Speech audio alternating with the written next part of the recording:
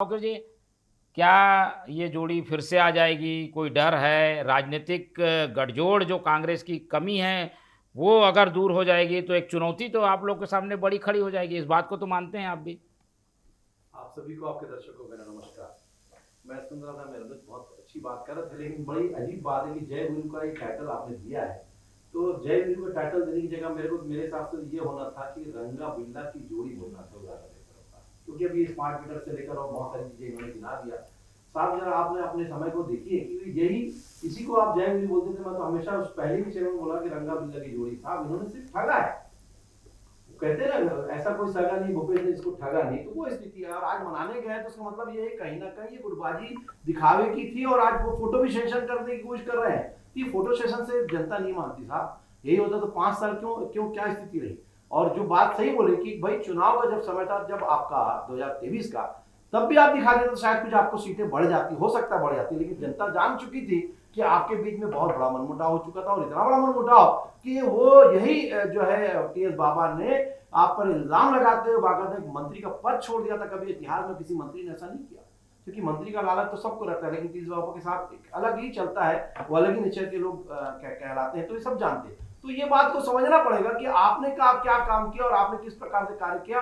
और जब भय की बात करें, अरे साहब आपने तो वाली बात कर दी, बोलते ना किस गलत फहमी में जीता है गुब्बारे वाला, कि वो हवा को पकड़ने का हुनर रखता है। तो साहब हवा आपने नहीं पकड़ी, साहब की कोई नहीं पकड़ सकता। और वो स्थिति रही, आप 5 साल रहे तो आपको लगता रहा कि सब चीज जो है भूपेश बघेल की इर्द गिर्द है, भूपेश बघेल की सब चीज करते रहा, लेकिन लूटा किसने?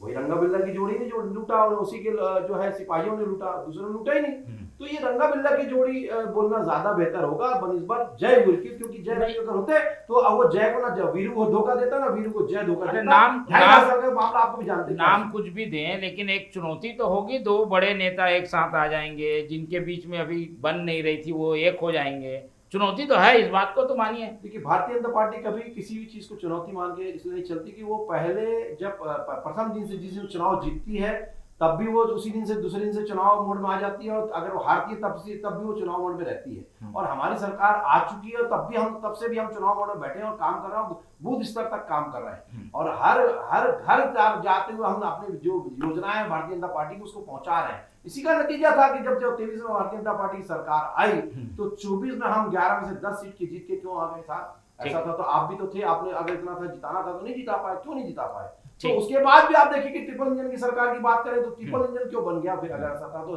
ग्राउंड लेवल तक आप बात करें, अरे एक साथ नहीं थे ना, ये दोनों एक साथ नहीं थे, इसलिए ट्रिपल इंजन बन गया। ठीक है ना, अब रह के भी अगर कल अगर आ जाते हैं तो चलो ये भी देखेंगे, आप भी यही है, मैं भी यही हूँ, और 2000 जब आपका चुनाव आएगा अभी 28 का, तो आप वो भी दिख जाएगा कि किस प्रकार से भारतीय जनता पार्टी की सरकार कितने बहुमत के साथ आती है।